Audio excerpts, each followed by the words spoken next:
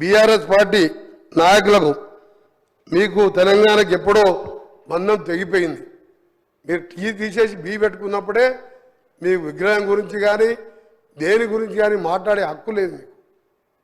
అందుకనే మీ నాటకాలు ఆపిపెట్టి గౌరవ ప్రతిపక్ష నాయకుని చెప్తున్నా, అక్కడ కూర్చొనేమో దేవతన్నాం, 14 మంది కుటుంబ సభ్యులపై కాళ్ళు మొక్కొచ్చినాం.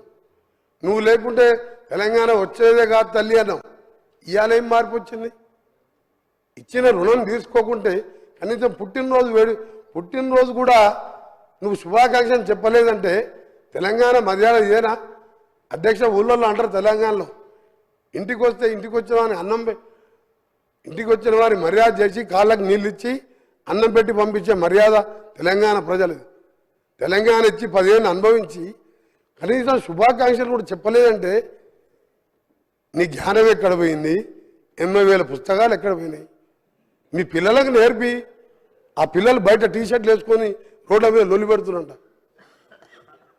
అందుకే అధ్యక్ష, మీ ద్వారా తెలంగాణ ప్రజలందరికీ మరొకసారి మా ప్రియతమ నాయకురాలు నిజంగా 1100 మంది పిల్లలు తల్లిదండ్రులు ఇప్పటికీ ఆ పిల్లలను చూసి ఏడుస్తుంటారు.